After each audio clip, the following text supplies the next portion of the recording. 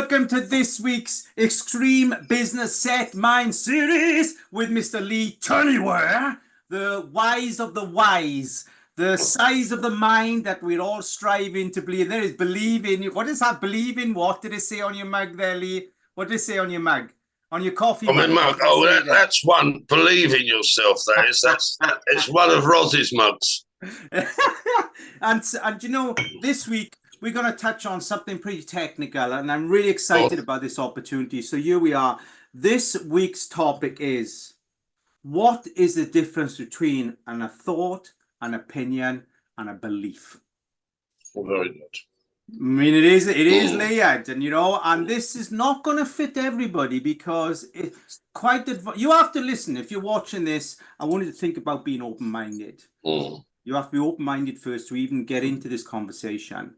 Now, nobody wants to be closed-minded, so I'm guessing everybody's going to listen with a complete intuition and go for it, Lee. Well, thought to me are like snowflakes. They mean nothing. I can put some reason to it, and I can turn that into an opinion. Oh, wow. Yeah, where I can reason it through with past history and other technical or life data, and I can give it some sense of reality within my being. It's still a thought, which means it's private to me. Yeah. It's within my skin. Nothing to do with the external world. I don't know what other people think because it's private to them. Then if I sort of want to take that from the head-top computer, bear in mind we're only in part of the head-top computer, consciousness with a thought. We're not in the imagination and the visual part. We're just in the thought because it's a thought. Thought isn't anything we see. Nobody's ever seen one. We don't even know the thought exists. Yeah, an opinion, we've heard them. Yeah, but they're only reason data. Yeah, and then if we want to take it to a belief, we might take it down into our feelings. And does our emotions concur with our data? Yeah, does our physiology, our biology concur with our data? Yeah, and then it becomes a belief as soon as we put a feeling with it. None of which, just because, and then what we do, I think it's even worse. In my opinion, I think it's complete madness. Is I then go to validate my thought, my opinion, my belief, and find somebody of like-minded to concur. And as soon as they concur, we create reality. Where a thought is nothing. And I mean, an opinion's nothing. Yeah, a knowing is everything. Wow. Yeah, not your knowing. I mean, we've got loads of data where we can go, I know I like a tiramisu. I know that. Yeah. Well, your knowing is of no importance to me other than you might say, oh, Lee, you need to go and see that film. In my opinion, it's absolutely brilliant. And I can hear the excitement. You say, oh, absolutely. And I can see all of that. And so there's so much going on apart from the data. Where I think it becomes, where it gets in the way, nothing wrong with thoughts or beliefs or opinions. Yeah. But if we're looking for something different, then we've got to have the realization that regardless of where you got your data from or where you got your experience from that gave you the data, or what interaction you've had or conversation you've had that enabled you to intrinsically digest life and then reason that, reflect on that, and come up with data to create the opinion that you think's the right thing, is you're within the organic part of it. I think thoughts belong in the organic part of ourselves. What I mean by our organic part is we've got the organic part of us and we've got the developed part of us. The organic part of us is basically all over the place. It's, if you looked at it up on the mountain, you'll see trees and bushes and shrubs all over the place, very organic. No design, there's no swing, no fountain, no path. It's just on the mountainside, and whatever paths are there, where sheep or goats or cattle or whatever, or just the rock has made the path. It's just nothing grows there, so we go this way to get past the briars. Organic part, or organic self's very much like that. It's just been made in what some might call the matrix or conditioning. That's the organic part of us. And just by saying it's programming or we're conditioned or we're this or we're that, we've given up our full autonomy.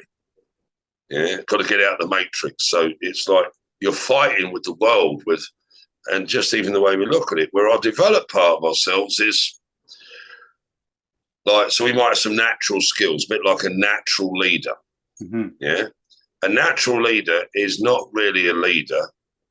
It's just that naturally they have some unique superpowers of unique gifts that others don't have.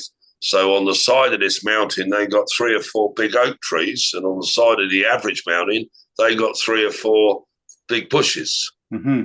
So the oak trees are a bit bigger and stronger and can put up with the wind and that. So they've got different experiences in life, but they don't have a system behind it. They don't have awareness behind it. So others see that they know something more, but they're still in an organic leader. And that might serve them very well. Being a developed leader is a totally different skill set. So it depends what thought we're having. If we're having a thought in our organic self, then I call them, they're like snowflakes. They mean nothing. If we're having a thought in our developed self, Mm-hmm. they're a totally different concept. Just one bit I want to add in on this. You go to a restaurant and you get a menu. Without the menu, if you went to a restaurant and they didn't have a menu, you could order what you wanted. Really, you can order what you want. Right. Yeah, I was in China once and I had this. Oh, we can do that for you. Really, seriously. And how long? Oh, we'll have it on the table in 15 minutes, same time as what Paul's got. You wouldn't expect that. A menu's there so they can have the ingredients in the fridge and the cupboards and whatever. The chef knows what's going on. They've got a system and a process. They get all the meals on the table at the same time. The menu's designed with so much more than what's on the menu. And then we make a choice and we decide from what's on the menu what we want. Yeah. Right. The menu, in many ways, is the matrix. Wow. Where if we design our own menu, that's our developed self, which means we're no longer on organic. It means I have took all the good experiences of my life. I'm aware of my superpowers and I've put them on a menu. And now I'm going to decide for me in that. And there's no choice anymore because choice, what's the difference between a choice and a decision? See, a choice means you're always choosing within everybody else's decisions. Oh, wow. Where if it's my life and I breathe for me, I think for me, and then if I'm thinking for me, that means I'm not thinking of everybody else's menu, the social construct, society, what school says, what dad said, none of that. I should think for me. Now, if I think for me, I'm not in my organic data because either I think the thought or I hear the thought. If I hear the thought in my mind, it's not mine. It's just the radio of life. What Uncle Bill said, what Paul said, what John said, what Mary said. All, yeah. Oh, I know I'm good at that because Paul said it to me about 5 years ago. So I have confidence in it. So, yeah, I have a thought. But if I'm on my developed self when I think something, I know what I want in my future because a decision and a choice and a thought or an opinion or a belief, what purpose are they? Are they present or are they present to past? Are they past to present? Are they present to future? Are they future to present? What do I mean by that? Well, I have shame. Oh, so you have past data affecting your present self. That's what the word shame means. I have guilt. I am presently in a feeling or feelings that are affecting my overall value of self because I know I did something that others aren't aware of and I feel guilty because of it and I might have some shame. So that's present to past. Yeah. Where present to past is where we get caught. Present to future is when designed. So if we're in this guilt, shame, blame and all this and Paul doesn't know this about me and if he did, he wouldn't like me. And we have all that data all in our organic self. Bear in mind, in our organic self, we're going to make loads of mistakes. So a child in Catholic religion can commit a sin and it's not a sin. It means they were naive and they didn't know. In the American justice system, if you commit murder, yeah, and it was self-defense or somebody said something and you just pushed them and they fell over and they hit their head and they died, that's manslaughter. Murder, if I go, if like somebody, I don't know, comes at me and I pick up a bottle and then hit them, and then they go down, and I hit them and hit them again, then couldn't control myself and I killed somebody. That's murder one. Yeah.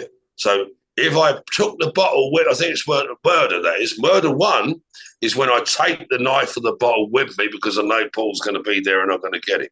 Done with intent. So our organic self, when we plan within our organic data, we're not actually planning. We're planning within the social construct and data, which means that thought I don't give the time of day to, because that thought is an expected calibration of consciousness, which means I only think what I've been told or taught to think. That's not thinking. That's being like an AI machine. And I can drive a car that's manual, but I can't drive a car that's automatic. Mm-hmm. It's the same thing, but I can't separate the data. I can't do that. So I'm thinking within data. To be able to compound data with critical thinking is in developed self. So it's realizing I know this subject, I know this subject, I know this subject. I know it to this score. I know this experience, I know this experience, I know this experience, and I know it's at this score.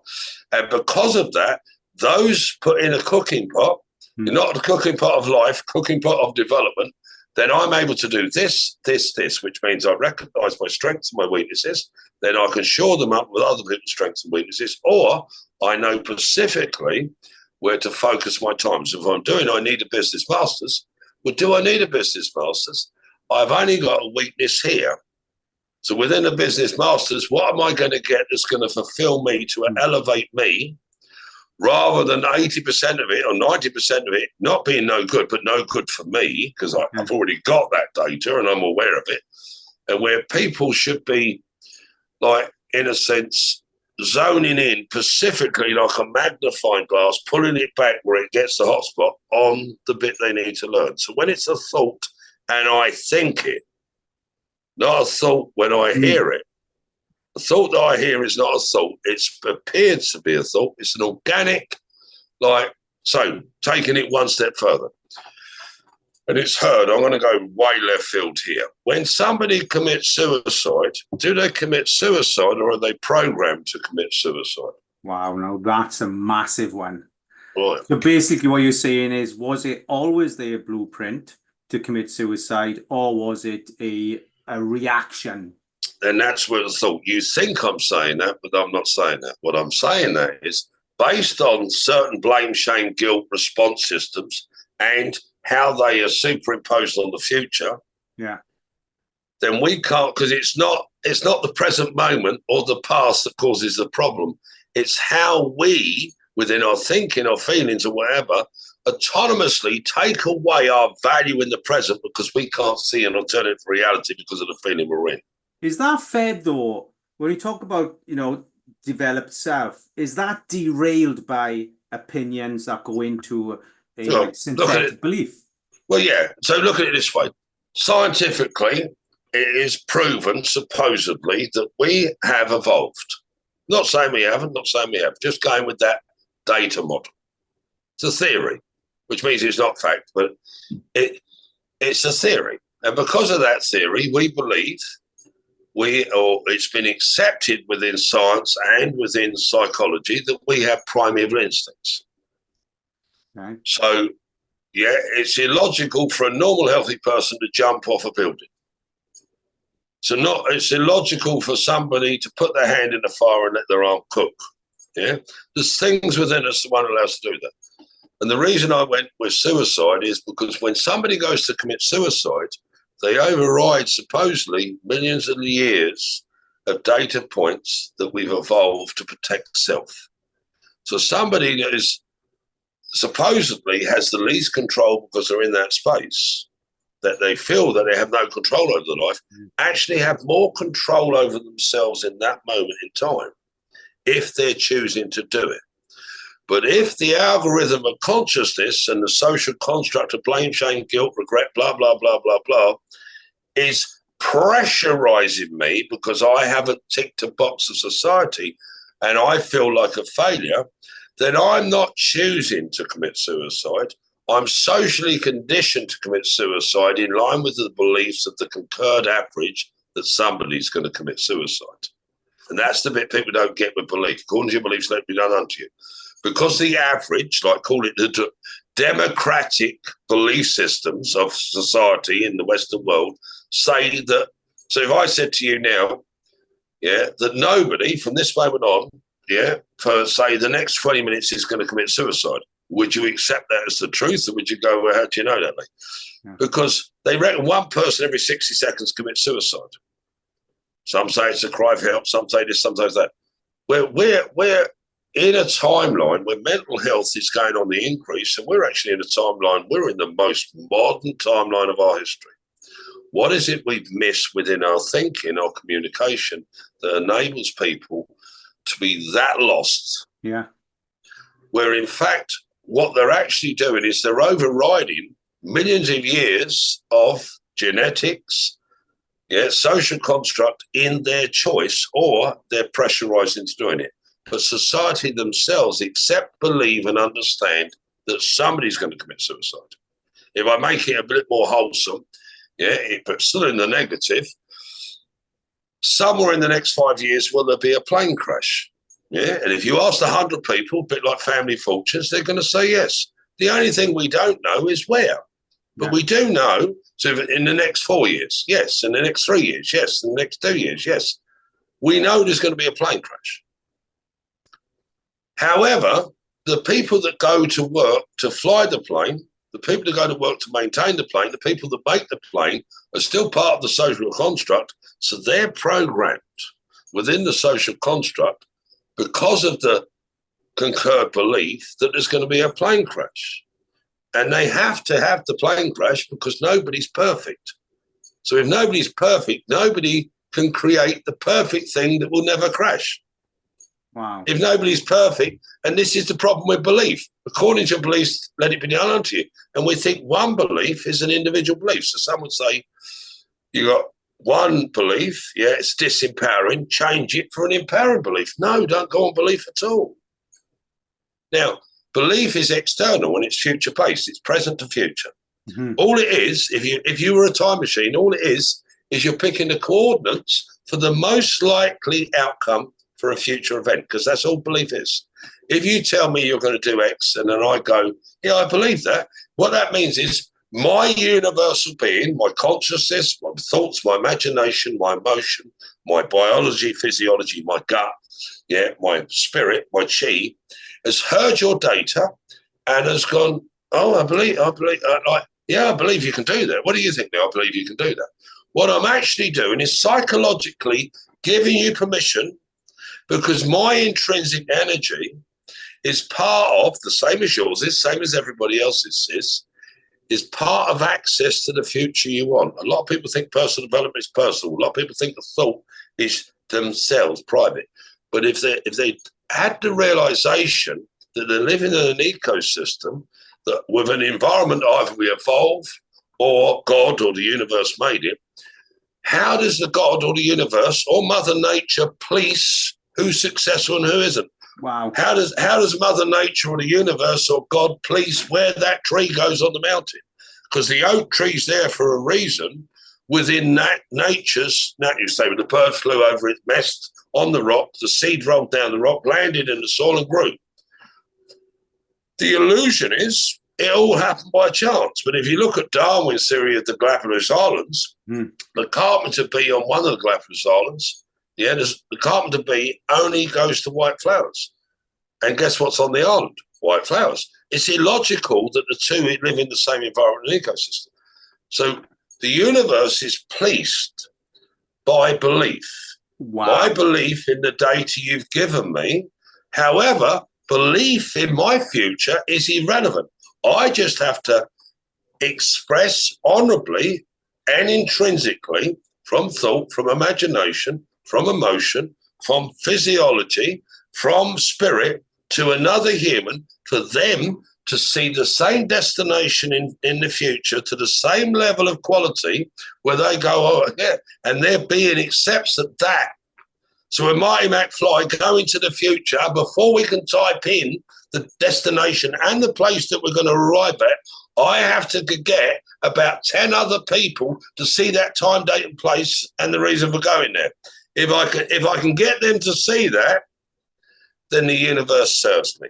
If I'm the only one that sees it, then I need a warrior mindset, which is thought and biology. Yeah. I'm going to be so dominant that they'd be too scared to even express against me, which means I walk over people to get success.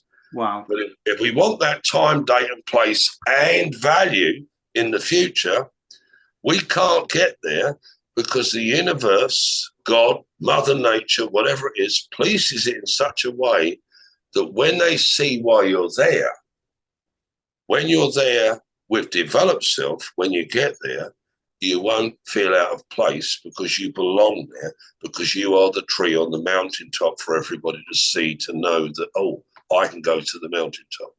However, take it last piece. If you're somebody, I don't know, big movie star, pop star, whatever, and you've got a talent could be from nature, nurture, yeah?